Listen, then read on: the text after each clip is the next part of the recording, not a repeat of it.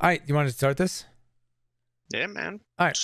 Yeah, I'm ready. All right, start it up. So, yeah, this is it, man. This is episode number 43 of the Final Circle podcast. We got myself, Blitz5, a.k.a. Ray, our co-host, Cypher5, a.k.a. Andrew, and our buddy, Tom, a.k.a. BZ Tommy, a.k.a. Kairu, back on the podcast for like the third or fourth time. What do you go by nowadays? I don't even know. Silent Sniper. The fans know me by BC Tommy nowadays. Yeah, that's right. BZ Tommy in the stream. Exactly. For now. Might change. Yeah, and today as we record this, it's July 7th, 2020. We're going to be talking about the PubG PCS that just happened right now. The PCS 1 just finished. And then we're going to be talking about a little bit about Valorant and Hyperscape, just a small amount about that. Some Twitch news, Dr. Disrespect, and maybe even some Pokemon card chats to finish this off. So kind of a little bit of a random podcast, but all gaming related to some extent. And I think hopefully this will be kind of like a fun episode to listen to. So Andrew, what do you want to... Yeah, a little eclectic. Is that what you're going to say? Yeah, it's eclectic. Yeah, not so bad. So do you want to... what do you want to talk about with the PubG PCS? So the PubG PCS is the PubG Continental Series, which is part of the PubG Esports. And me and Andrew just got into it recently. You've been watching it for a little bit, you said, Andrew, right? Like before that? Before this? Yeah, I was watching it a little bit. I think I watched it last year when it was like the actual, the world title, right? When it was actually all the teams playing, when it was for the championship. Well, not all the teams playing, but I think it was the championship. So it's all the winners from around the world or top ranked teams play each other. And that was, I think it happened in LA or Oakland or something like that. Okay. Yeah, I remember that. I remember that happening. I think it was in Oakland, or there might have been both actually.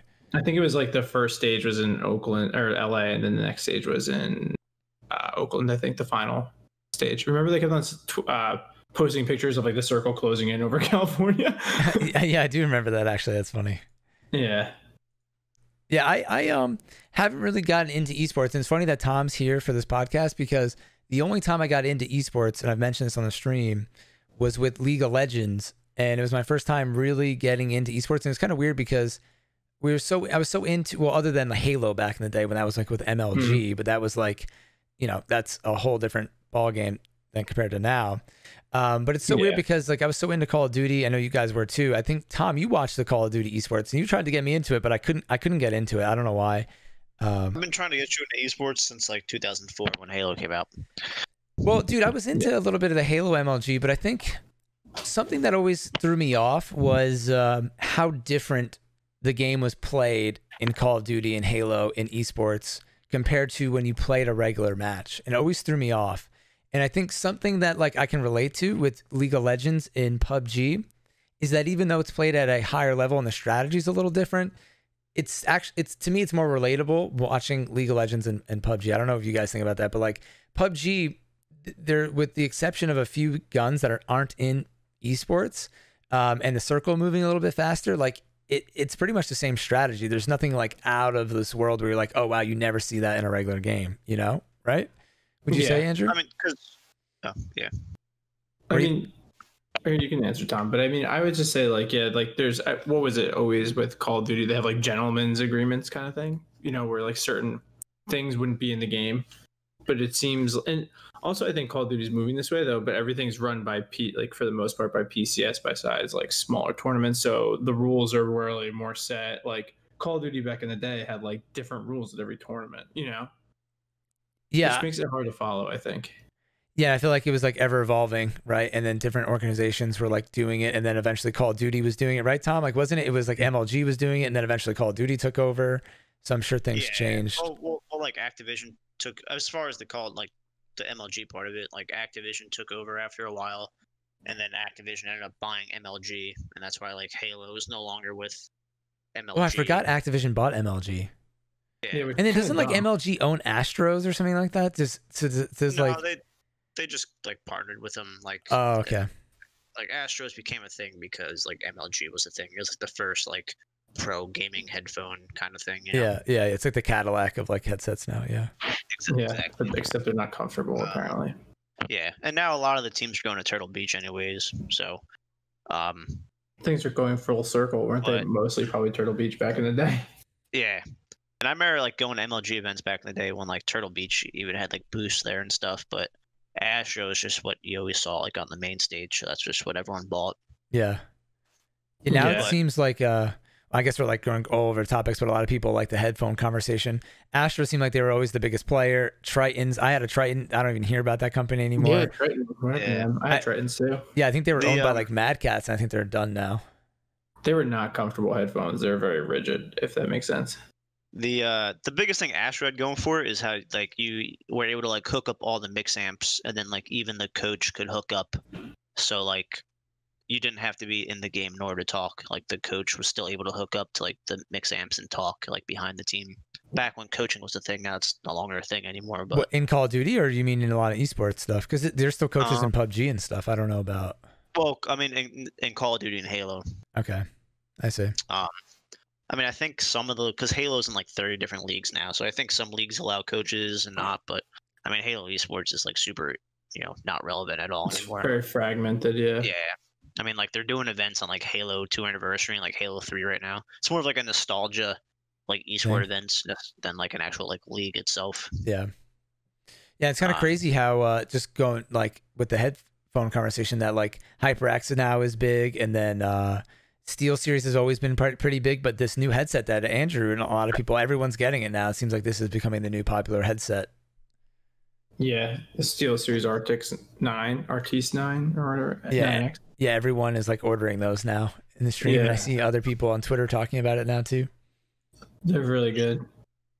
Yeah, it's pretty dope. I know that's what N2P. I don't want to say his name because you know how he gets, but I know he always uses Steel Series. Always was a big Steel Series fan from way back when. He had the Siberias, I remember. Yep. He like lives and dies behind like their mouse and keyboards and stuff. Also. Yeah, he's always been using their products from a long time ago. It's true. Really? Yeah. Headphones. I forgot they made mouse and keyboards. Yeah. But to get back on topics with the PCS, so the PCS just finished, and PUBG had like a whole promotion with it where you could go into PUBG and pick who you thought was going to win the Pick'em Challenge. And this year, or this time around, I got so into it, or more into it, because there's ranked mode in PUBG now. And you know that now, Tom, right? Tom doesn't really play PUBG. He's played PUBG, but not like an active player. So PUBG finally added ranked mode, and I got really into that. So now I feel like kind of more of interest in watching the competitive games, and they were actually really, really fun to watch. And I guess because I'm pretty addicted to the game, that it just makes sense. But as a fan, it's cool, and I think I appreciate it more playing ranked. And Andrew actually he was in the area, and he stopped by my apartment, and we watched some of the esports together. And like, that's, I'd never really watched esports with somebody else, and it was kind of fun watching it. It was like watching a sports event. Like, we were getting kind of hyped over certain situations. We even like went and rewound. We're rewinding things and like watching something back because it was so crazy what happened. And it was kind of fun to get kind of hyped up watching it. Yeah, it kind of did get intense because the thing is the hard part about PUBG Esports is that there's so many matches and it's like a pretty long event, but it's not bad because there's a lot of breaks, and it's not like you need to be like 100% focused for 100 the time. It's very easy to like go do something for a little bit and then come right back, and you could be like, okay, here's who's alive. Like, they do a really good job casting those, to be honest with you, and like the visualizations of everything. Dude, I love the data that they have. So I agree with you, dude. It's like watching a basketball game. Like, you can start watching and you're like, okay, this team went here, this team's going here. Like, I can see this happening, And then you come back in like 10 minutes, and then you can check like what teams are still alive and how many players are left on each team. And then you're like, oh shit, like this team that's, doing really good only has one player right now left, and like they might lose a lot of points or not get a lot of points, and then like you can immediately get back into the action, what's going on, which is nice. It's definitely like pretty easy to get right there. It's in some games it's kind of tough to me. Like Call of Duty, I'm like always like, what are they playing? Sometimes you're like, what, you know what I mean? Like, what are they doing? Yeah. Yeah, I think that's what's always helped PUBG. It's really easy to watch, like Battle Royale in general. Yeah, I was gonna say Battle Royale and like stuff like that. It's definitely more easier to like spectate, but unfortunately they just don't have like the fan base that like Call of Duty has. I mean, Fortnite's kind of different. That's just a whole different thing. But Yeah, but they never did like a full esports thing, right? Fortnite doesn't really have that. I don't know. They definitely like did it like really weird, and then I think that's kind of like the downfall of it, like of why I don't know, like because it's kind of been like a lot of people are leaving Fortnite to go to Valorant now and stuff like that. Yeah, well, a lot of people are leaving PubG to go to Valorant too. Yeah, exactly. A lot of the esports players are. A lot of people are leaving Counter-Strike to even go to Valorant. So yeah, I don't know if Valorant's forever though. I think it's just like a very hyped thing right now, and you know, I don't. It's just Riot does so well at that. Like that's, you know what I mean. So they know how to run leagues and stuff, and everyone wants to be a part of it because they see how well the LCS is doing. Yeah, I always tell people in the stream, man, how League of Legends, like, you know, as a console gamer, if it wasn't for my friends and having played League of Legends, my friend that showed me League of Legends, like I don't think I would have any idea. But like I still think that like League of Legends is like the silent. I don't even know how to describe this for people on console. Like it's just the biggest thing in esports. Like they push esports forward. But if you're a console gamer, you just might not even know about that. Is what I'm trying to say, right? Because like why would you know about League of Legends if you just play Call of Duty on Xbox? You really wouldn't, maybe. Well, I mean, like because MLG also did League of Legends before like the LCS was around. So like League of Legends used to just be like the side station thing at like MLG events, but then Riot just took it over. I think after like season 2 or 3 is when Riot started the LCS and then just like ran with it. But what they did was just insane though. They just took it to a whole other level. So I think it's an opportunity. Yeah, they were the first people to kind of try to like mirror it off of like traditional sports. Yeah, they definitely did a good job. But Andrew's right. I've seen again, I'm not familiar with all of the PUBG players because I just got into the scene of like, you know, but I saw a lot of people on Twitter over the past week since the PCS has ended. At first it was just one person, and now I've seen like a handful of people saying they're retiring from playing PUBG, or they're moving on from PUBG now because maybe they didn't do well in the recent PCS, or they like tried, and a lot of them were saying they're going to Valorant. And again, it's got to be like who knows what will happen with Valorant, but I get it, right? It's the newest thing, and there's probably a lot of money getting thrown at it because they're trying to jumpstart it. Yeah. You know what I mean, right? There's an unlimited amount of money behind it, so like it's. I feel like it's gonna be like one of those things where it's like too big to fail kind of thing. Yeah, but it's weird because it's not. I just don't feel like it's catching on that much, right? That's even like the Overwatch League is like the same. Like no one watches Overwatch, you know what I mean? But like Activision just puts so much money into it. I see what you're saying. That, like it's good for at least a year or 2 years or however long, right? Because of that. Yeah. I mean, they have Overwatch games and there's a good amount of viewers. I wouldn't say it's terribly bad. People really still like that game. And I don't think anyone would dislike Valorant. I just think that like just because Riot did it once doesn't mean they're going to do it twice. You know what I mean? Right. I think that's the hard, like people think are like, oh, they have so much money to put into it, but like they're not Activision. They could easily be like, this isn't making us the same amount of money, or it's just like slowing us down on making League of Legends be even bigger than it is. They're owned by Tencent, aren't they? No, they just have a big investment from Tencent. They're like partially owned by them, or they might be fully. I think they just have a big investment from them. But they definitely make a ton of money off League of Legends. But obviously, Activision is like a whole nother ball game. Yeah. Yeah. It's like the Apple video game world, I would say, right? But I think also Activision uses like Overwatch as like their learning curve for Call of Duty. You know, like everything is pretty much, and like I think like they always argue, and we're kind of straying from PCS, but I think it's good.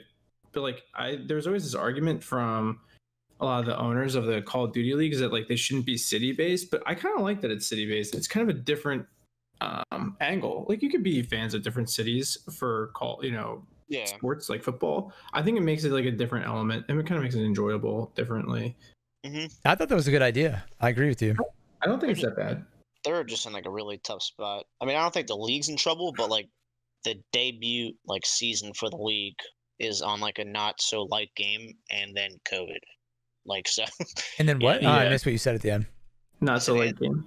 It's a not so light game, and then also dealing with the COVID, so like they can't do live events or anything. Yeah. You know what I mean? Yeah. So now it's being played like online, and people are having typical online issues and stuff. So it's just like I said, I don't think it's gonna like shut the league down, but they're just having like super unfortunate like all the stuff they have to fight against on like their debut season. Yeah, I mean I think though that Activision has done this themselves. They've made the same game for the past 12 years and just, you know, rebranded it a little bit and like changed some like things. And now they're trying to make this whole league based on a game that people were kind of getting tired of. And it's just, I feel like they just didn't have like the momentum, like they were going downhill and now they're trying to like pick it, like turn around and go back uphill. And it's just really hard at this point. Yeah.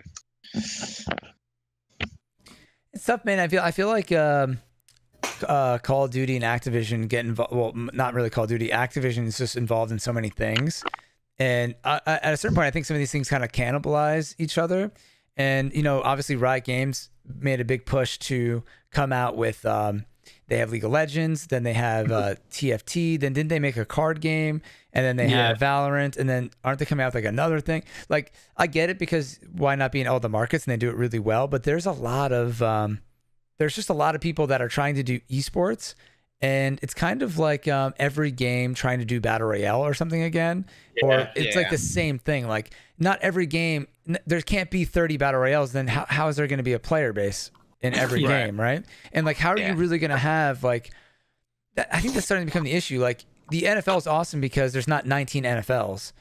You know what I mean? So it's like, it's tough when you have Overwatch trying to be super competitive, Call of Duty, Valorant, PubG. At least PubG has a thing where it's like, we are hyper realistic. We are in our own little thing, right? But then when you start getting Valorant, it's kind of like Counter-Strike. It's like, you know what I mean? I wonder how this is eventually all going to play out. If it's going to whittle games down where like, these games are competitive, these games are going to be competitive, or are they always going to be trying to be competitive? It's going to be an interesting future of gaming, the competitive like world, you know? Yeah, 100%. It's definitely like everyone and their brothers trying to make a battle royale, like now Ubisoft and everything. Yeah. With Hyperscape. It's like people are like, is it too late to be doing this? Like, you know, the whole battle royale category is like kind of pumped full. Saturated, Yeah, you know what's interesting? I was on Twitter and someone tweeted this thing about PUBG. It was like a CNN thing, you know, news organizations aside. It was like a CNN piece. I don't know if it was done out of Korea, but it was on PUBG in Korea, being like Krafton being a really successful company in South Korea now with PUBG. Because you know what's crazy is you forget that like, or I forget at least, that PUBG broke world records with like, they beat like most games sold ever because it wasn't free. So they broke all these crazy records that I totally forgot about. Like, it's one of the, like, you know, for like on the charts, it's like Mario is one of the most selling games, Minecraft, and PUBG blew like everything out of the water for a while. I don't know if it beat Minecraft, but like it passed like it broke a lot of records, and they were going through all the records that it actually broke. So, you know, it is kind of interesting. But they were saying I didn't even know that. Oh, dude, they broke like crazy records when they were first out. But they were saying in the thing that like in Korea, you know, we all know. Well, if you don't know, you know now that in Korea, esports is much more popular. Like when you know, League of Legends was hosting small events in the U.S., they filled up an Olympic stadium in Korea. People watching League of Legends. It has a bigger following there. It's more part of their culture. And in the CNN thing, they were saying that like in Korea, a lot of people don't view gaming as like a casual thing. They play it like as a sport. Like, it's, to them, it is hyper competitive. Like, and when in America, it's, you know, it's casual. And then now you got a lot of people who are getting into like playing really serious Warzone, Call of Duty, PUBG, right? But it's still kind of like a casual thing. So, I don't know. I just wanted to, that really doesn't lead into anywhere, but I just thought it was interesting because it's kind of what we were talking about with like it's what's interesting to me is how big because like PUBG is like really big in like Asia, right? I feel like I've heard you say that. It's the biggest in Asia. Yeah, it's super popular still. It's just like that's kind of weird to me because it's like the culture of Asia is more like anime, and like you would think something like Overwatch or like something like that would be like bigger than like a more realistic kind of more like, I mean, I would go out on like a limb saying like more like American like military type game like PUBG, you know what I mean? You know what, dude? Without like, I wouldn't want to like, you know, generalize and stuff, but I hear you. I kind of feel the same way. That I would think that as well. But I think maybe that's why, because it's kind of like hardcore and it's fun. But I think it's because they were such a big because it came out of Korea, PUBG. like they've kind of catered to that market a lot too, when like Americans might not, kind of like sometimes American games or culture like doesn't probably work over there, and vice versa. Like if something is, you know, because we're different cultures. So I think like they helped kind of make it big in those areas. And then also because PUBG Mobile was such a big first mover, PUBG Mobile in Asia and India is like what Fortnite was like when it blew up in America. You know what I mean? Like it's, you know, you see it all the time. PUBG Mobile gets banned in countries because, and like people get divorced because of PUBG Mobile. And PUBG Mobile broke records. PUBG Mobile was the most played game like ever for a while. So like it broke every record, and the only time it slowed down was when the Call of Duty mobile game came out, you know, the new one. Right, yeah. So I think that's what it is. And like in a lot of those areas, more people have access to phones than maybe like a desktop PC. So there more is like an economic like reasons why it's bigger. Yeah, and Xbox and stuff isn't as popular over there. So like PUBG Mobile just blew everything out of the water. And then there's also PUBG Lite, which is available in like in those countries, which is easier to play on a computer. It's like a mobile version on PC kind of in a way. So all that stuff is like the perfect storm of why it's just so insanely popular there. And I think they were saying that like if the PC version is like Asia first for PUBG, then Europe, and then North America, I think, or that this was at least like 6 months or a year ago. And then for console, it seems like North America has a huge following for PUBG console. But I don't think they shared the data on that. PC now. Yeah, North American console I think is bigger than, yeah, dude, if you go on North America PC for PUBG, like you have to wait a while to get a game, even with the bots. Like you got to wait a minute or a couple minutes, you know, and like there's not a lot of people playing. It's quick. And console, yeah, even before the bots, there's never an issue getting a game, unless you were FPP or something. Yeah, it's definitely a little different. I mean, I think like PC, there's just like a lot of games like that are out. Like you said, it's split up. There's Escape from Tarkov. There's a lot of games that just, and they're so similar that are out. But I kind of wonder, like, you know, is Warzone going to be around? You know what I mean? It's still like the same question. Like, is there going to be another Warzone next year? Is there going to be, you know, right. You know, so like, is this going to get played out? Will people go back to PUBG? Like, well, what will be the next thing? Is it the Hyperscape game, which I don't think people are super hyped about Hyperscape. Yeah. So what's up with this game? Do you guys have any info about it? I've yet to watch it yet. I'm not even gonna lie. This is the first I've even heard it. I watched some of it, and like to me, it looks like a mix of Apex Legends and maybe some Modern Warfare map. Like, I was you gonna know, say that. I just popped up on Twitch, and I literally thought I was watching Apex for a second. Yeah, it has very similar gun looking feeling kind of thing of Apex, and like these portal looking things, and then it's like the cityscapes from Warzone. You know, it's just a little bit like it's very similar. And I think that's like where PUBG really differs themselves, is that like all these guys that come out, and like I think that's also a limitation of like computing power a little bit for consoles and all these things, is that like they're very cartoony. They're, you know, just the way they do everything is, it's not hyper realistic, and PUBG is just so different. No one's come out with anything like PUBG. Right. So, you know, it's like, you know, Choco Taco's like PUBG needs to die and something needs to replace it. And it's like, well, nothing is probably going to replace PUBG, to be honest with you, because they're all copying each other because they think there's like more money in that because that's what people like. But in reality, if they just did something like PUBG and did a really good job, it probably could do really well, you know? Yeah, me and Andrew were just talking about this. If you're in a meeting, right, because the developers, there's probably, you know, this, like any business, the developers probably have all these awesome ideas, right? The people that are actually making the game, but then like they have to go talk to their boss, and they're like in a meeting being like, all right, how much money did Fortnite make last year? 1 billion trillion. You're like, okay, how much money did PUBG make this year? Like, and it's a way smaller amount. So like, okay, let's try to take part of the Fortnite market share, right? But then like in reality, like everyone's trying to do that. So if they just did something more original, it'd have a better shot. But like now every game looks like Apex or Fortnite because of that. And I guess that's not a diss because these games are cool, but there like definitely is other markets that they could be working towards, I think, or, you know. I would think the only possible like existing franchise that could possibly like rival PUBG, because I mean like, yeah, Warzone's like realistic, but I mean it still kind of plays like Call of Duty, you know what I mean? Like, dude, if anything, I think it's even more arcadey now with it, you know. Yeah, but it's still somewhat of like a fast-paced game as far as, you know, Yeah. because it's still first person.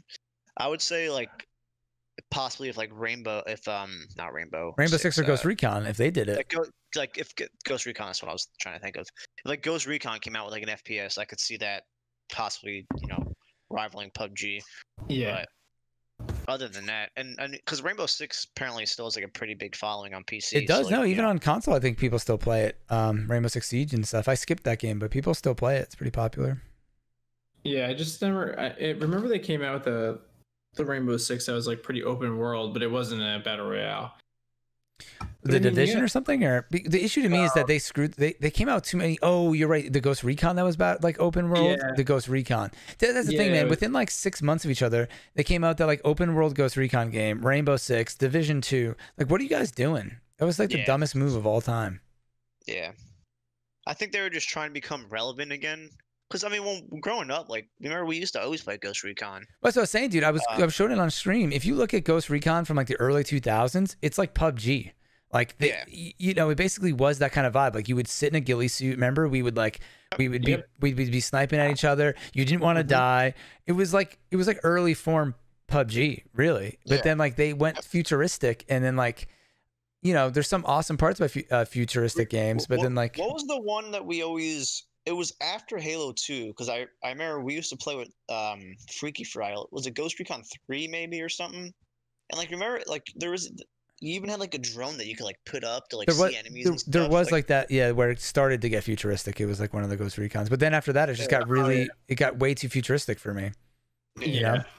But that's what, and then, you know, it's funny because Call of Duty did the same thing. They were both pretty much copying each other.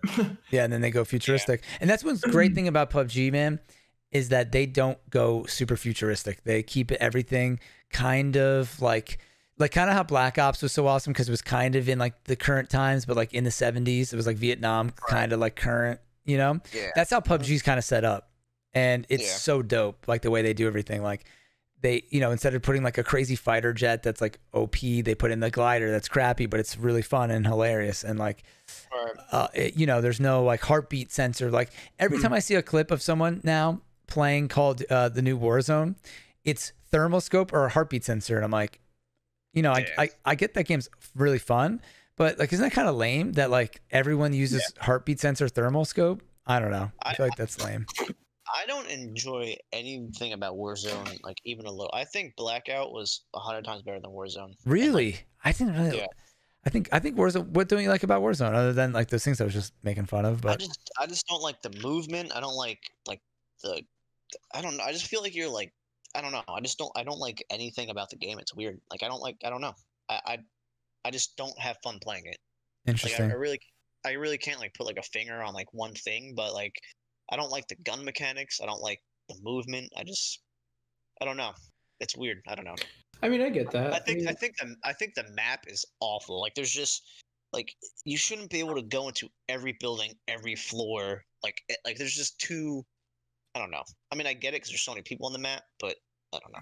Yeah, well, they want to put I hear you that I hear you that I never really liked the map, but I will say that I actually liked the way the game played a lot more than Blackout. I like the way that the guns shot and stuff. Yeah, I always thought the gun shooting in Blackout was weird because like it was like the heavy dinks of the armor and like the bullet drop didn't feel right. Like I don't know what it was, if it was not enough or there was like too much. It just everything felt like really off. And this kind of felt more like Call of Duty, and I liked the respawn because it felt like you were just playing a giant Call of Duty game instead of like some random Blackout, which was trying to be Royale. But I get it, you know, different strokes for different folks. I mean, I haven't played it recently. I loved it, but I just came back to PUBG, you know? And not to mention, every time you turn it on, there's a 30 gigabyte freaking update. Yeah, it was funny. I was talking to somebody recently that like is just a very casual gamer, and they're like, hey man, I play really casual. And he's like, I'm telling you right now, it's a pain in the ass to go on every week, and there's a 60 gigabyte update or whatever it is. It's ridiculous, dude. Like I have a bunch of people on my boat that play it, and like I'll try to like hop on, play like a game or two with them, and I have like a 30 gig. I'm like, dude, I can't be. I'll be on next week and play with you guys, I guess. Yeah. And then you get on next week, and there's another 30 gigabyte update. Yeah, and then another update. Like what the heck? Just can't get ahead. Yeah, but dude, at least I know that it's tough. They're making constant patches, which is good, but I don't like. It's just like too much, dude. Like pack it into one, do it one a month or something. Yeah, I Yeah. mean, I think right now, like they're new and they're trying to update it like crazy, but that is a lot to keep doing like every week or however often. Yeah, I heard that the season 4. I don't know how they're on season 4. Whatever season they're on for Warzone was like already like underwhelming. I'm like, how are you guys running out of ideas on like that early? You know? Yeah. And now they're like, oh, we're gonna put 200 people in a game. It's like, all right. So yeah, sometimes I think these games like they go too fast. Like I know PUBG kind of went too slow, but these games go way too fast, man. To me, they're like so many updates so quick. I don't know. It's like Well, kind of going back full circle to what we were talking about before. Like I guess the like Warzone's getting all this attention, and like apparently the Call of Duty like World League, if I haven't given Call of Duty like one update since release. Yeah. And like it's making like a lot of the pro players angry and stuff because they're like, well, you know, the developer created this huge league for us, but they're giving all the attention to something to Warzone that's not even part of the league. Like, huh? Yeah, but that's where there's probably so much money in it, like because especially with the microtransactions and more people are probably playing Warzone. Like my buddy, me and Andrew's buddy Bill, our buddy Bill, excuse me, he plays like the regular mode a lot, but I'm like surprised. I'm like, dude, isn't everyone playing Warzone? But he's kind of like casual, and like playing Warzone is kind of tough. It's a tough game to just hop into playing Battle Royale. Yeah, I agree. I don't know what I found really hard about Warzone and I didn't really like. I just think it was like too much. There's just too much, you know what I mean? Like I like the playing, like I like all this stuff too, but I was like, you can go buy X, Y, and Z. You can do this. You're like, you can buy a self revive, and it's just like you have the gulag, which is cool, but then you can buy your friend back, and it's just like. I can't tell you like how many times I've quit out of a game because like I thought like we were all eliminated, but like someone's like doing something to like we're still alive somehow. Like it's so so I mean, some of that stuff I think if you played a lot is really dope, you know, because it makes a really fun extra strategy.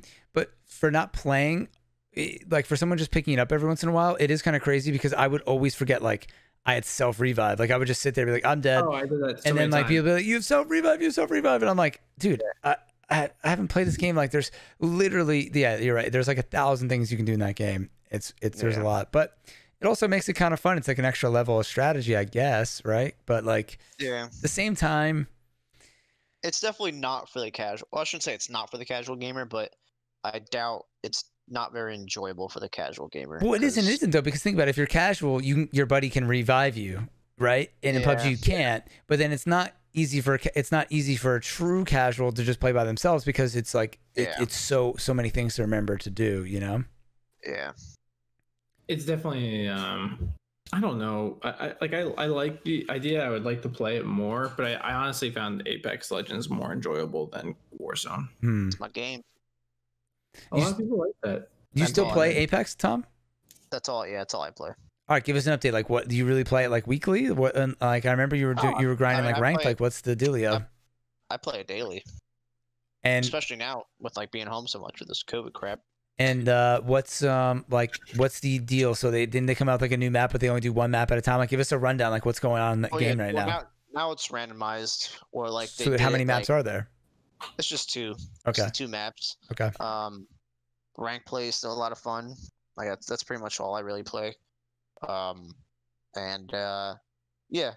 it's. I mean, they just started the new season 5, I think. But they do it. They do it cool. Like they'll split the seasons in half, and then they'll do like halfway through. They'll do like a soft reset of your rank. Like I was like plat 4, and then like I got soft resetted back to like silver 2. So like they do that halfway through the season. Interesting. The battle passes are really cool. Like I actually feel like I get something like out of the battle pass. Like the cosmetics and stuff in that game are really really cool. Yeah, I've seen some cool graphics they have on there. They probably reset because a lot of people are doing on PUBG. This is just a wild assumption, but like a lot of people who hit master in PUBG are making alternate accounts. And then they don't play on the master account. They only play like once a week to stop them from getting removed. So or losing points. So maybe Apex has the same issue, and then it gets those people to play again, right? Halfway through the season. Yeah. I mean, is there like locking for Apex between ranks? Like, can you not play with someone that's not? So you can't. Yeah, you can't play. you can only play one up, one down. So like if like I'm plat, like I can't play with anyone silver. Wow. Okay. So see, yeah. So PUBG is pretty generous on that, but there's kind of some issues with it. But when you play, for example, when you play in a game and you're platinum, who's going to be in the match? Is it mostly platinum, or is there any rank could be in the match with you? It's normally it's like it's pretty much mainly platinum. Okay. Yeah, but what if there's like nobody on? Could you run into like a silver player? I would say that like the matchmaking in Apex is like super noticeable, not within certain like not because there's plat 5 through 1 or plat 4 through 1, gold, or like silver 4 through 1, gold 4 through 1, plat 4 through 1. You know what I mean? Like And what's the highest? So one's the high. The highest is Predator. So it goes like platinum, what, like diamond or something? Yeah, platinum, diamond, Predator, and then like when you're in Predator, it's based off like your elo kind of. Yeah. Or like it's your RP. Yeah. Cause remember we were talking the It's other like day it's about like PUBG. but like when I went from gold 1 to like plat 4, like there was a noticeable difference in like my games. Like waiting time, or you mean difficulty? No, like difficulty. Okay. Like it was like a super hard like you can no longer really solo queue like once you're in plat. Yeah.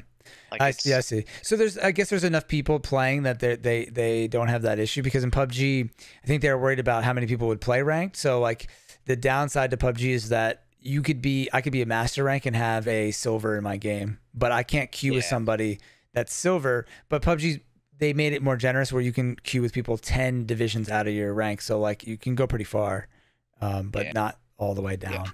I would definitely say like every like gunfight I got in plat, like I could tell I was fighting like a platinum person. Yeah. Like it's pretty evenly matched. The only thing like Apex doesn't really have going for it right now is it's like probably one of the only battle royales that's not cross-platform right now. Wow. But there's if they had that would be huge. That would help them a lot. I think it's happening next season. I think they finally like made it official. It's happening next season. But I mean, it's, you know, most games have been that. I think that was Apex's biggest like downfall. But like I said, the battle passes are fun. I get on and at least try to do like my daily challenges every day. It's like they're not super hard, but like they're not easy either. Like it's just the game's just so balanced. I feel like, I don't know. That's good. That's good. I really enjoy it. One thing I'm a little worried about with PUBG is that when you play ranked, you run into so many of the same players, especially when you play at certain times of the day. Like I run into the same teams, the same players. It's not a great feeling. It's kind of annoying running into the same people over and over and over again. You know what I mean? It's not kind of weird. I guess not all the time. Sometimes there's a lot of people playing ranked, but sometimes it's like that, you know? I kind of wonder, like, if that's like when you get a lot of sequential chicken dinners, like if that's why you get them, because you're playing with the same people. Yeah, maybe, or like, I don't know. I mean, it's a cooldown instead of like when you're running up, like it just fills the server. It needs to like space you out a little bit, you know. But I don't know. Yeah, it's also tough though, because the other day we were playing. There's like that guy God who's a really good player, and he was playing with like a really insane squad, and I was playing in EU. So then we kept getting in his game, and I'm like, well, Jesus, like we're obviously it's not an ideal time to like queue up like playing. I mean, I don't mind it makes you better, so I'd rather run into these people and like learn how to play against the best players. So I actually don't mind, but in a joking manner, it's like, well, obviously right now it's not the best time to be playing if you're trying to get a easy dub or something, you know. So it's kind of funny. But it's weird too, because now I get worried streaming it, because I'm like, it's pretty easy actually to stream snipe me if you're playing ranked. Like I didn't think about that, but I definitely think we got stream sniped one game, and I was like, oh wow, this is really easy to stream snipe me, because if you were queuing within 5 minutes of me, we're probably getting the same match, because sometimes it takes 5 minutes to queue into a game. So like it's very easy to get into the same ranked match, you know, because there's not as many people watching. Another thing I really like about Apex, kind of not to bring back to Apex, but that's like okay. Like their character like introduction and like character creation is like really, really good. Like they kind of do it kind of like League of Legends, where like they release like cinematographies for like the new characters, and like the storylines are like really, really cool. Like the past two champions they released is Revenant and oh my god, what's the new Revenant was the second to last one, and then the new one that is released was a girl. I'm really drawing a blank. What kind of abilities do they have? So Revenant has like a totem, so like you can put down the totem, and then like you can run into a battle, and then if you have no shield, you just have your health, and then if you die, you just get warped back to your totem. Oh, interesting. And then, but you'll warp back with like half health, so Okay. like, it's not like a super cheat. You know what I mean? Yeah. So you kind of get punished a little bit for like giving yourself that second like life almost, you know? Yeah. And you can only go so far from the totem. And then, oh my God, what is the chick's new name? She has like a store that she puts down, that your team can go to, and it gives you like a radius, and you can loot anything in that radius from like the shop that she puts down. But the catch is you can only pick 2 items. So you can't just like loot like the whole city from like one spot. Like you have to kind of be strategic about it and just pick like the 2 things that you need most, you know? Okay. But like as far as the cinematography, like Revenant, like in his like video they released, he's like an assassin, so he like killed this dude at like dinner, and there's like a little girl like in like the video, and then like the little girl ends up being like this new character, like who wants revenge. Oh, that's like, pretty dope. Yeah, that's pretty cool. Like killed their dad, you know. So it's pretty cool, like how they do that. That is interesting. Yeah, I mean, I like the characters, but then also again, it makes it tough because then like you don't know like the meta of how people are using the characters. It becomes one of those things, and then like you're locked in to Apex because you know the characters and you're having fun, and then like you might not know, like you haven't played PUBG in a while, you don't have the guns down. Then it's all these games make it hard to get back into it. We haven't played Warzone in a while. We don't know like what's the best loadout, like how many times can you revive. It's like these games become a kind of like you kind of pick one and you like stick with it sort of for a while. I would say the nice thing about Apex is like the abilities are like you don't need to use them. Like I can go a whole game without using like any of my abilities. You know what I mean? Like they're not like game changing. They're just like utility. You know? Yeah. You know what I mean? Yeah. Like the zip line that like the Pathfinder has. It's just you know you can get one place to another a little bit faster every 5 minutes, or you know like there's like a dome shield that Gibraltar has that you know you can block damage for like 5 seconds. Like it's none of this stuff's like game changing. You know what I mean? Which is nice. Like it's not like you have this ultimate and you just like insta kill someone or something like that. You know what I mean? Yeah. Yeah. They're all like utility based or not this like damage based. You know?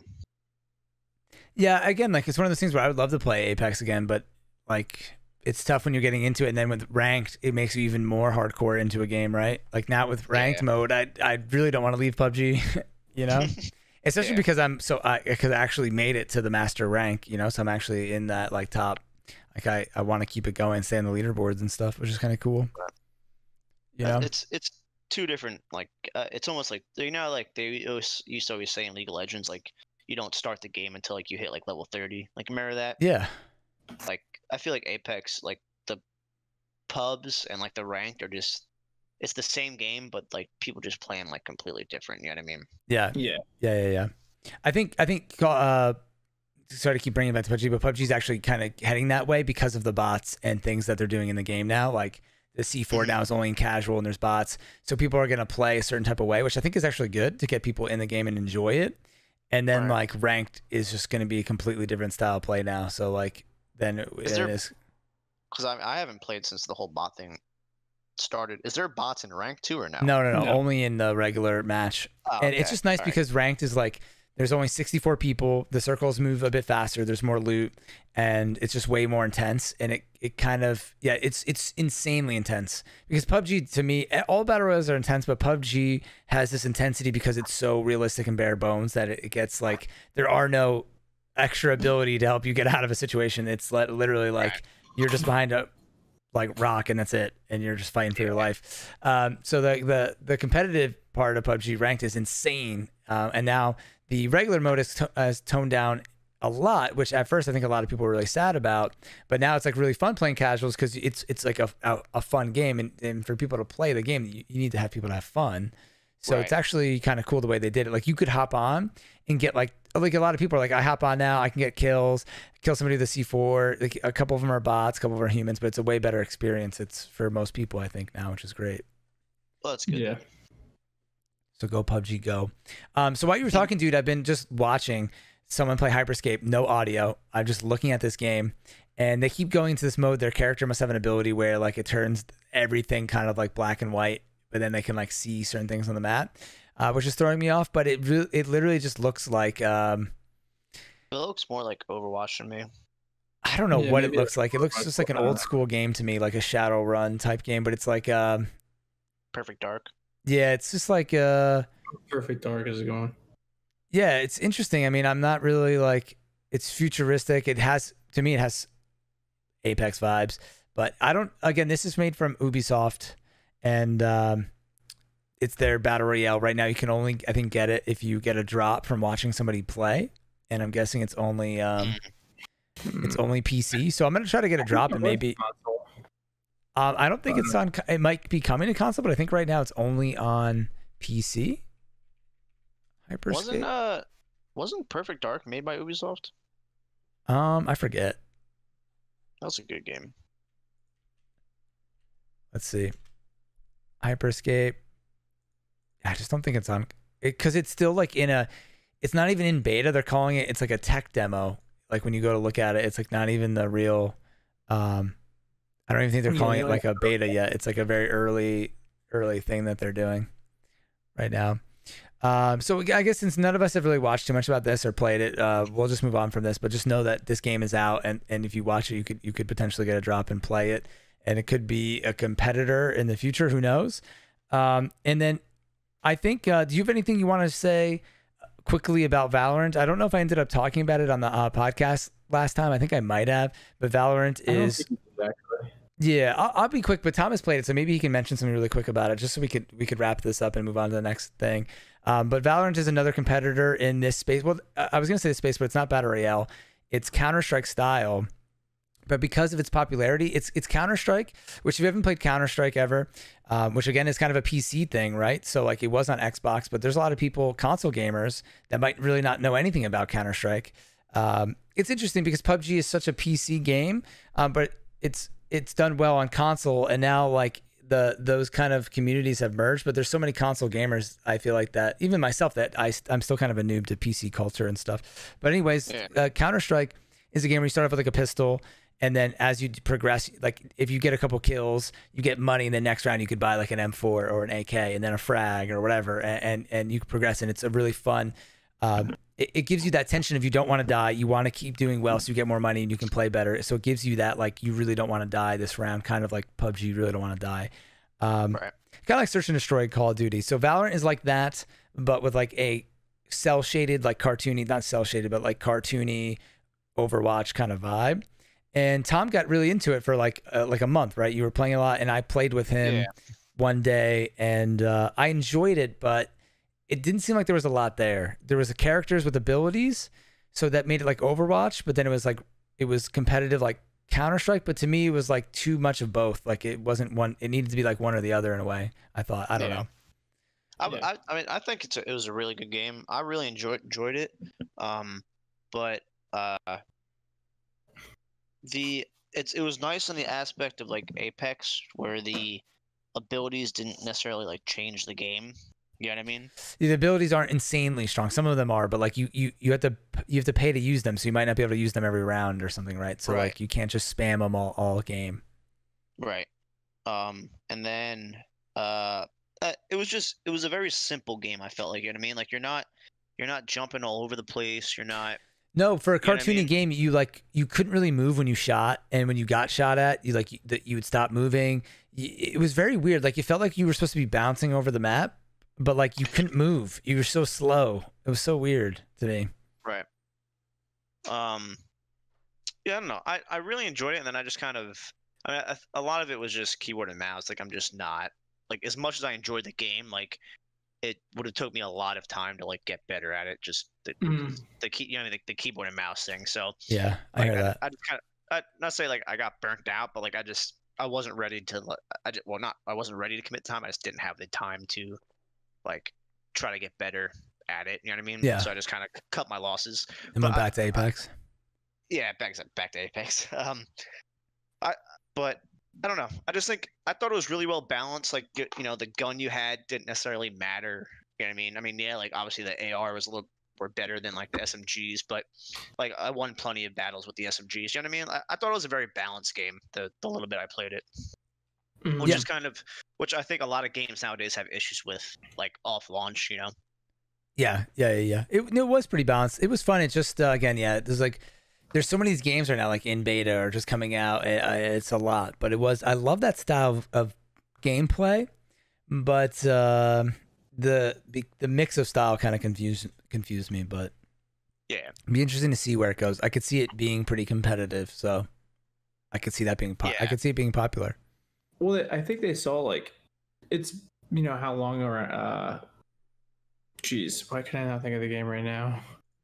Oh my gosh. How long oh my god, why can I not think of this game? Where is it going from? So we're talking about Valorant, and then but Valorant is based off of Counter-Strike. Oh my gosh, Shroud played it professionally. Or Counter-Strike.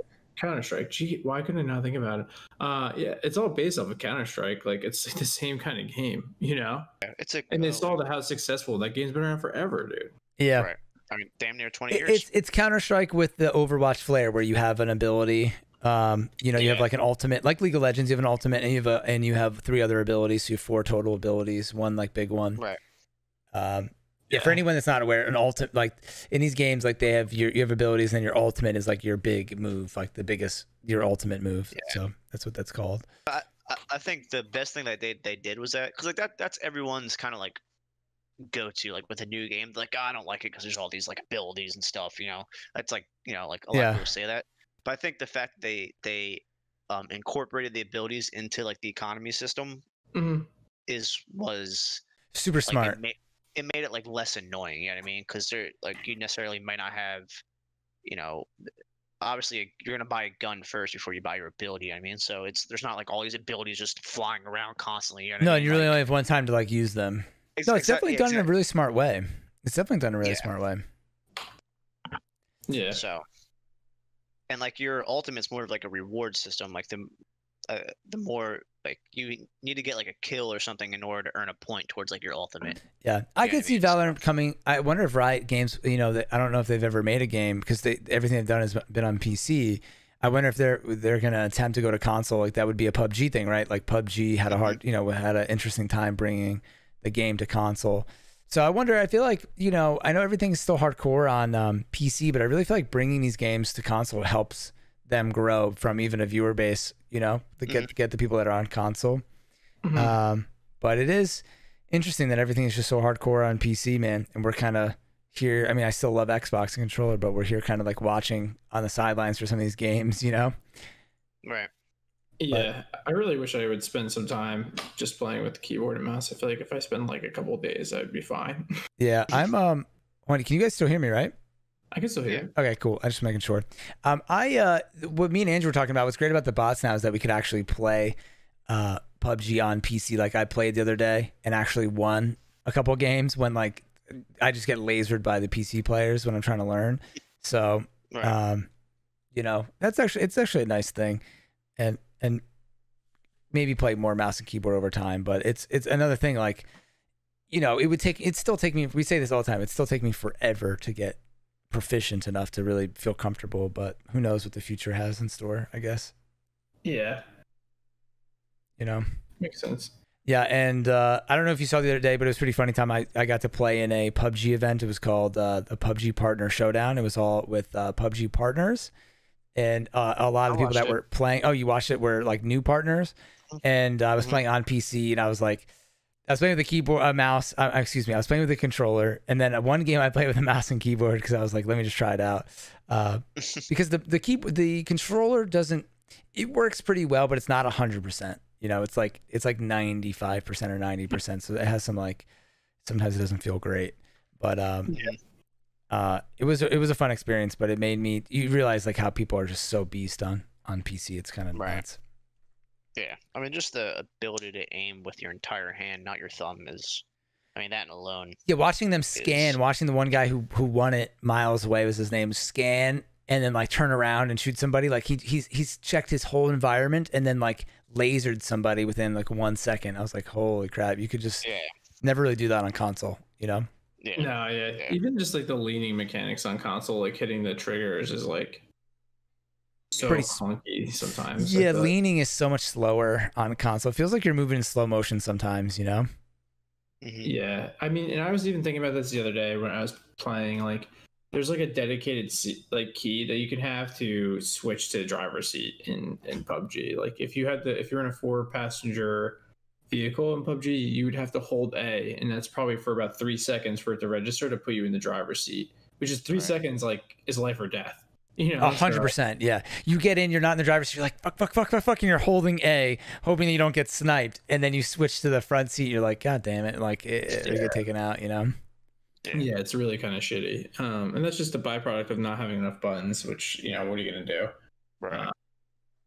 Yeah. Even if you have a scuff or whatever, you're still holding down the paddle. It doesn't really, you know, you can't assign things to random buttons. So it's definitely those things. And like, I mean, this is related, unrelated, and I think something that like watching PCS and like all these new games come out, and I hate myself thinking this, but sometimes just like the slide mechanic from Call of Duty where you could slide behind things, if they like added something like that to PUBG to help you get behind cover sometimes, oh my god, dude.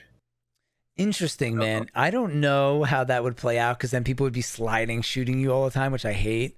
But I don't think it has to be like at like Call of Duty like that. You know what I mean? I just think that the mechanic is smart because like in reality, like if you're hyper realistic, there's no reason you wouldn't be jumping for cover. Yeah, 100%, 100%. That would be pretty. Sliding and shooting like you're in the Matrix. You know yeah, what I mean? yeah. PUBG could make it where like you wouldn't be able to shoot after. They already have that. Like when you land, you can't shoot for a second. Like if you jump off a building or something. Yeah. But how many times have you been caught like when you're like pretty much behind the building and you're dead? Like you're like what? You're like debatably behind cover. Yeah. But like, you know what I mean? Well, that could be like a decent thing too, but there's a lot of times you're right. If you're like getting behind a rock and you're trying to hit B while you're going down, but then like you get hit in the head or something, you're like, shit, I was trying to lay down, but it was too slow. Yeah, there's just like a clunkiness to it that like it is very realistic, but sometimes it's like, dude, if I was getting shot at, my ass would be flying through the air. Like, you know what I mean? Like Michael Jordan, dude, like I would be diving for it. But yeah, well, you know, PUBG said, I don't know what I don't know if they'd go that route. I mean, it'd be interesting to try it out, but it seems like they have some plans to continue improving the movement among many things, but like that is still something that they're working on, which is really interesting to see like where they go with that. Yeah, hopefully. I mean, we'll see. It was just a thought I had like the other day. I was like, just sometimes you just need to move more smooth or faster in the game, and that's really where I think a lot of people have issues with it. You know, 100%. Yeah. 100%. Sometimes the game feels pretty fluid, and other times I feel like I'm moving in like slow motion. I don't know why the difference, but I feel like I'm actually so I had, for people that don't know, I had an Elite controller and I was pretty slow at change. I did not like it at first, but I'm just not one of those people. I don't like changing my setup or my controller, so like everything felt different. It being heavier, it was just bothering me. I felt like I was missing shots because, you know, whatever, I was in my head about it. And eventually I started to really like the controller. I liked that it was heavier, the grip is better. And then as soon as I started to like it, it broke and it was out of warranty. And it was just, I was just really bummed out, especially I had it for 6 months and $180 product. And I never really dropped it. I actually took pretty good care of it. I dropped it like once or twice, you know, not even like bad drop, but like just falling off my desk and like hitting my leg and then hitting the ground. Nothing major. So for $200, I feel like they should have a way better customer service. And it's not even that the controller broke. It's just the sticks are drifting so bad that it's unplayable. Anyway, so I ended up getting this PowerA Fusion controller that is like $70, and I just dropped my phone as I pick up my controller. And I love this controller. It's dope. And right away I just got used to it because it's basically just a regular controller. But you can do paddles on the back, and I think I'm actually going to I never ended up using the paddles on the Elite. I tried it. I was using them. I was using like 3, and then I felt like I wasn't playing well. So then after like using them for a couple weeks, I actually took them out, which I know is probably not the right way to go. but I want to go back to using a paddle again because of the crouch shooting. I want to be able to crouch and not take my thumb off the thumbstick. Crouch is B in PUBG. And I think I'm going to finally make the switch back to using a paddle. I have crouch and I have 3 crouch, looting, and then X, and then I have the soft aim too. Okay. So soft aiming, it will, because like when you are not soft aim. The hold breath, is that what you mean? Or hold breath. I have hold breath too. Yeah.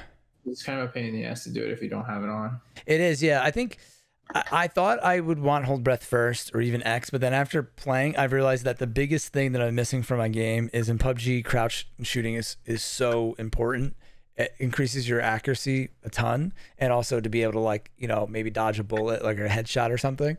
So I've deemed that personally something that I need. Like, that would be my first one. So I want to get that added because I think it will help. But what I don't like about the paddle still is that, I don't know about you guys, but the way I hold my controller, if you don't have a paddle, I like really rest my hands like on the back of my controller, and then like grip the controller pretty hard in the back.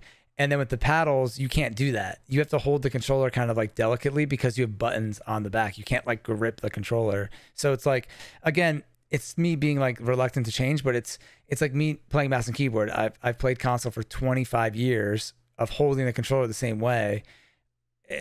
You know, it throws me off not holding it that way. I know it's strange, but like it's weird holding the controller a different way. Yeah, I hear you. That's crazy, man. Like when I got the scuff, dude, like I never wanted to turn back. I thought the paddles were like the best things known. Like, and you still use them? Well, my scuff broke, and it took me such like a long time to like get back to using a regular controller. I see. And yeah, I mean, they break eventually. The controllers. Scuff used to have a lot of issues. I think they're a little bit better. Well, Dominic dropped it, and the right bumper like shot off of it. No. Yeah, that'll do it. Yeah. Well, yeah, that happens, man. They're not cheap either, you know. But Scuff does it. I think they're a lot better than they used to be. Yeah. Well, now they have to use elites. There's no more like it's just scuffed versions of an elite. Really? Like they can't do like their own controller anymore. Why? Really? So I wonder if they're going to have the same manufacturers issues as the elites now. I guess like a licensing issue or something. I don't know. Well, probably. Yeah, Microsoft probably was like, we can build these, and they build them, and now they're just garbage though from Microsoft. Huh. Yeah. But yeah, if you go on because they still do the PlayStation ones, but the Xbox ones are just elites that are like scuffified. Interesting. Really? Yep. Because they make the one PlayStation controller they make, it literally looks like an Xbox controller, which is pretty nice. Yeah, no, I see that Scuff Impact. Wow, it's like it's like an Xbox controller. That's pretty nuts. Yeah, they literally just. Oh, yes, he's Scuff Elite, Scuff Impact. But it's still got the thumbsticks in the same spot though. But yeah, the controller, the grip is like better, maybe. Yeah. I love how their font is like. Scuff Prestige isn't really an elite, but it looks similar. It has some similarities to it. They used to be so different. The things, and it's just they used to have like such a like. I remember my first Scuff, and it was just like hot trash. To be honest with you, it was good, but it was just there was just so many issues with it. It was like falling apart real quick. Just because they're like drilling into it, like, you know. I've never had one, so I can't say.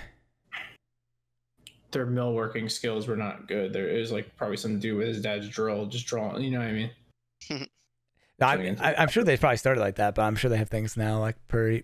Yeah. Oh yeah. 100%. Figured out now. They're like a legitimate like corporation now. Yeah, they're huge. Yeah, it's pretty interesting. I remember, Andrew, when you first got yours and you were dealing with like the paddles, but then you became pretty proficient with them now, right? Yeah. I think it just takes time, dude. It's just like kind of grinding it out, you know? Yeah. But you know me, I know how I am with that stuff, so it's like plus it's like there's never a good time, right? Because like what am I like I'm not gonna want to play ranked with that with a new button that might use, but maybe one paddle I feel like is no big deal. That's why I think I'm just gonna start with one. I feel like that's like not even a big deal. Just one button at a time. Yeah, just one button at a time. So, all right, so we're kind of getting towards the end here. Do we want to finish off talking about some random Pokemon stuff to take us out of the podcast? It's already 10 o'clock now. Pokemon. I don't care. It's up to you guys. Well, you know, I guess it's not super video game related, but it kind of is because there's all the Pokemon games. And I played a ton of Pokemon Let's Go when that came out. But for a lot of people here, they're like, click out, listen to the next one. But we might as well just end with a little bit of Pokemon conversation. So I'm not sure people listening out there might have collected Pokemon cards. It sounds like we were talking before. Andrew didn't, right, when we were texting. Like, you're never into it. Me and Tom were insanely into Pokemon with our friends. Like, you know, when we were little, like when we were really little, we collected the Pokemon cards or whatever. But then there was kind of like a resurgency we had in high school for fun where we like took our Pokemon cards out and we were like, oh shit, we could actually like play the real game now because we were like older and we get it. And then we started like playing the game, and then it kind of Pokemon through the years has had like little resurgencies, not just like with us, like with like culture. Just in general, yeah. And then with Pokemon Go, it just blew up again like crazy. And obviously I wasn't like playing the Pokemon card game again, but like I did pull out my Pokemon cards and I played Pokemon Let's Go. And I was looking at all this stuff. And now for the first time ever, there's actually like a huge value. Pokemon cards were like Beanie Babies for a long time where people were like, dude, you played yourself. They have no value. They had like negative value. People were just throwing them out, I think. They had literally no value. And I just kept mine, not even thinking about it. And then now you look and like because of the success of all the new stuff and new games and the Switch coming out with Pokemon stuff, like there's legitimate value for these old cards that we have. It's kind of crazy. Yep. Yeah. I think just like trading cards in general are just kind of coming. Like, because even like sports cards are kind of making a resurgence now. Like basketball cards, football cards, like those are big when we were younger. And like even them are kind of making a big comeback now as well. Like, interesting. It's just like trading cards in general, I would say. I wonder why. Yeah. I guess just trend. I mean, like what I kind of chuck it up to is like we were the generation that stuff all came out. And now we're all grown ups and had money, and some of us are successful, and it's like the nostalgia effect of like. Hey, or like maybe with people with kids, maybe too. Like for you. Hey, like, you know, I don't need to rely on my mom and dad to buy me a pack of cards. I can just go out and buy like 1,000 because I'm a lawyer now or something. You know what I mean? Like, yeah. So. Yeah, I actually saw. How about that guy? There was a guy on Twitter recently that he was filmed opening you know, that card that was worth like how much thousands of dollars? Did you see that video, Tom, that went viral? Yeah. Yep. How much? What was it? Like $50,000 the card was worth, or something? I forget the amount. I mean, there's like old school Charizards going for like 130,000. What? Yeah, this guy like pulled one. Like he opened up one of the rarest cards ever. So he bought all these old packs and he was opening them. And it's funny that Tom says this because I watched someone linked like a YouTube like documentary or like a quick like local news not documentary, but like spotlight on this guy. And he was a lawyer that quit his job because he was doing. Yeah, so well. So, I was gonna say his name's Leon Hart. He's like the biggest like Pokemon YouTuber. He does like like he has like 1 million subscribers, and all he does is open up Pokemon cards. How crazy is that? Like he was legitimately a lawyer and was doing so well opening Pokemon cards that he quit being a lawyer. That's awesome. But now there's like a ton of like coming up like Pokemon YouTubers, and like all the videos is they just like they'll go to Target, like take every Pokemon pack like off the shelves and then like open them up on camera. Wow, it's funny because it's like the kids YouTube where they just like unbox like toys for kids, but it's also cards related, which people love. Unboxing cards has always been a thing, even before unboxing. Like opening a card pack has always been a thing. And then on top of that, you know, like dude, you were saying there's like Tom was telling me outside the stream, he's like, oh man, there's like actually a pretty big like hidden community, but it's not really hidden. Like when Pokemon Let's Go came out. There was huge PubG YouTube. I mean, not PubG, Pokemon. I think I might have said PubG before. Huge Pokemon YouTubers that were making videos about Pokemon Let's Go and all the games. Like, there's actually been a pretty big community. I just think that like we're not a part of it, you know, or weren't a part of it. You just don't know. Yeah. And apparently, like I said, like I mean, I'm only like 5 days in, but I guess like the Pokemon like corporation is like kind of catching wind of this. And like what they're doing with the trading cards now is like they're not printing as many, so there's like an exclusivity to like each of like these sets now, because there's not like an abundance of them anymore. You know what I mean? Yeah, I think they realize that if you're in the card game, that's what you need, or if you're in the collectible game, you know, that you need to have exclusivity to make things like desirable, right? I guess. Yeah, like that's why like the and I guess like so obviously like the sets with like Charizards in them are obviously like the more like sought after because everyone, you know, a Charizard card is a Charizard card. You know what I mean, like he's the biggest Pokemon, he always will be. So like the picture I sent you guys earlier of me like kissing that Amazon box that came in this morning. Yeah. Is so like that's a set that came out like the middle of last year. It's called like Hidden Fates. That's like the name of like the set, and it's one of the it's like the first set when like Pokemon kind of changed their like strategy, and they only printed it once. So like, whatever's out there is out there, and like there's 2 like really sought after like Charizard cards in like that set. So like the tins I got, you can get them at like Walmart, Target for like $20 when it came out, but now people are like buying the tins for almost like $70-$80. That's it's kind of like the lottery. It's like it's like they're printing tickets, and like, you know, you like when they do is, you know, you can go on njlottery.com and find out like, okay, there's two big winners left, and then everyone goes out and tries to buy them. It's kind of what they're doing. They're like, you're just trying to get this one Charizard card that's really rare, right? Yep. It's kind of nuts. Because I mean, like if I pop these open and open them up and there's no Charizard in them, like the cards aren't worth anything. But just having the chance of being able to buy this sealed tin because like there might be the Charizard in it is like kind of what gives it the value, I guess, you know. It's the unknown. That whole thing, like, you don't know. Like there's a 1 in a million chance, but it's like as soon as you open it, it's like you know. Yeah. Yep. Dude, I will say though, man, I totally get it because I think I bought like when Pokemon Let's Go came out. Or it's Pokemon Go. I keep saying Let's Go. My bad. It's just Pokemon Go. Yeah. My fault. Yeah, I was gonna correct you. Is there a Pokemon Let's Go too, or no? It's just Pokemon Go. My bad. I said the wrong thing like a million times. Anyways, Pokemon Go. I did buy like a random pack or something, or like a bunch of packs just for like a little nostalgia thing to see what was going on. And like it is opening a pack of cards is just like your brain. There's something about it. It's like it's just so addicting, man. It's almost like crack. They shouldn't be allowed to give that to kids. Yeah, but what I'm gonna do is, so there's like another set called like Pokemon XY Evolution, I think, and they reprinted like the old school set, like it's all the it's like the original like 150 that like we all grew up trying to collect. They added like a couple like special cards in there, like the full art like fancy ones. Okay, like the exact same way, or like modernized like version of it. I mean, it's like the same picture and all that, but like it looks slightly different. Like there's no way to like mix them up. You know what I mean? Yeah. But it's this like it's the same cards. You know what I mean? Gotcha. So I'm gonna try to like collect that whole set with Dominic. That's fine. So it'd be like old school. I have like the original set, and then like he's the new school and like has like try to get the same set with him. You know what I mean? Yeah. And Dominic is Tom's son for anybody that doesn't know, obviously. Oh yeah, my bad. Yeah, my son. So I thought that'd be pretty cool. So I bought 2 booster boxes that should be here soon to try to get the whole set. That's hilarious, dude. So, all right, so now don't spend all your money getting addicted to Pokemon cards, I guess. Yeah. You're gonna be broke from Pokemon card buying. But it is fun, man. It is fun. Well, I was gonna say, what do you think is the most recognizable Pokemon like for people? Probably Pikachu over Charizard, though, right? What would you say? Yeah, I would say Pikachu 1,000%. Number one, but then second would be probably Charizard, and that like Charmander, whatever Charizard. Like if you count them as one, kind of, because they kind of are. Yeah, 100%. I would agree with that. And how much is a Pokemon card pack right now? Like a couple bucks? $4, I think they are typically. For like the ones that are like readily available that you can get now. Yeah. Yeah. Like it's crazy, man. Like some sets like.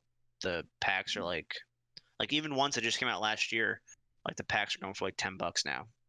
Wow. Yeah, and Tom has some packs that are worth $100 each, right? The old school ones you were telling us. Yeah, I have 8 packs of the original fossil.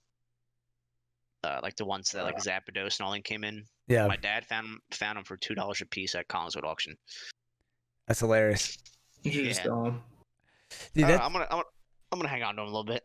Yeah, you might as well, dude. You might as well hang on to it and see what happens. And it's crazy, you know. Some of these cards are really worth a lot of money now, and I think they're honestly selling because people are like new collectors, like we were just talking about. Like if you Google right now, Pokemon card YouTuber, Pokemon card whatever, like you're gonna see these people, men and women, popping up that are really into it right now. So if you you know, if you got a Pokemon card collection that's in your basement and you forgot about it, it might be worth, or like, you know, pulling it out. Send it to me, please. It really is crazy, man, but it's fun. Honestly, I can't even Google this shit because I'm about to like get a thing and I'm gonna make like a deck. I gotta get out of here, dude. We gotta end this because it's really. I started playing. You know, I'll say we can end. Well, we don't have to end just on this, but I will say that after playing Pokemon Go, I even downloaded like this Pokemon because I was playing Hearthstone, which is like a World of Warcraft card game, and I downloaded Pokemon had a card game online. And I was playing it, and I was just like beasting people. And then I kind of realized, I'm like, dude, I'm probably playing like 10-year-olds right now on the computer. And then I don't even know if it exists anymore. But I played it for like a month where I was just like, you know, not straight, but like I'd play like a game here. Then I'm like, this is really kind of addicting. It's like nostalgic. But then I was just beasting people, and I'm like, it's either AI or like a 10-year-old kid. I don't know. It was funny. Dude, I stayed up to like 2 a.m. yesterday. And I was literally going through all my old binders, and I was just like looking up the value of like all like the different cards I had, and I probably have over like, I don't know, 100 cards that are worth over like $25. Some are like 50, 75. Like it's crazy, man. And everyone always shit on Pokemon that it would never be worth anything. So it's kind of crazy that it actually is now. Yeah. Like I have like a couple of like the Machamps still like in like the plastic, like that, like it came in like just like some like ones that you wouldn't even like think, like a first edition Pikachu, if it's in like mint condition, it's worth like $5,000, dude. It's nuts. So weird, man. But I guess it's because so many people probably got rid of theirs, or they're bent theirs, didn't really care, you know. And then I was gonna say like it's just like the base set is just worth so much because exactly like we just didn't think about it. We, you know, we'd put the Pokemon cards in like the spokes of our bikes, you know, like it's just like. They were just cards back then. No one took care of me. I mean, so there's just so few like in good condition, which I think is like what gives them the biggest value. Yeah, I really wonder where mine are, to be honest with you. Exactly. Like I've hit up so many people over like the past week, and they're like, I don't even know where those are, dude. Like I think my parents like gave them away, or like you know, like oh I gave those away to like my 6-year-old niece, or like all kind, like you know what I mean, like no one, like really thought, no one thought about it, you know. Yeah, no way was I ever giving mine away. No That's way. What I said. Mine are in the original binders from freaking you know what's so crazy years ago. Is I've moved a dozen times since, you know, we grew up, man, or however many times, and I've had to get rid of so many personal belongings because of just being on the move and like stuff and not having the space. But I've kept all those damn Pokemon binders, dude. Like so many of them. Oh man, out of all the shit to keep, you know, but I had to. Yeah. I mean, we were so into it, you know, it was such a big part of our childhood. Yeah, for sure, man. No way you get rid of it. Even Pokemon Go, dude, I play the shit out of that game more than the average person, for sure. So I was really, really into it. That's for sure, man. All right, so let's end it on that, man. And if anything, you know, it's summertime, pandemic. Pokemon Go is a nice way to get outside and, you know, just stay away from people and play Pokemon Go. You're gaming and outside at the same time. It's actually a great thing. I love what they did with that. I always thought that was awesome. It was a good time. Cool. I never really played it, but it's a cool concept. We played it when I was with you, right? We drove around when I visited you, like, but yeah, I know. It's better if you're in an area that's a little bit more, it has city centers or like a downtown. If you're in the middle of nowhere, it's not really playable. I'm in the middle of nowhere, so it's terrible. Yeah, it's not as fun. Yeah. All right, well, I think we definitely hit everything in the video game world. Not really, but a bunch of stuff. So a little PUBG action, a little Valorant, and just talking about what's going on in the world. Oh, we never talked about Twitch and Dr. Disrespect, but we'll have to talk about that another day. There's really no news on that. We're not going to provide any information that you already don't know. Basically, people just don't know anything. Right. There's the update. Yeah, it'll be interesting to hear eventually. Eventually, we'll know something. You know, I guess. But until then, we'll wait to record the next episode. If you guys made it this far, thank you guys for enduring through some Pokemon talk. And yeah, thank you guys for listening. Appreciate it. Yeah, thanks for joining us in the final circle. And Tom, thanks for hanging out with us today and recording another episode of the podcast. Appreciate it. Yeah, Tom, as always. Thanks for having me. All right, dudes. Thanks, guys. Later. Peace.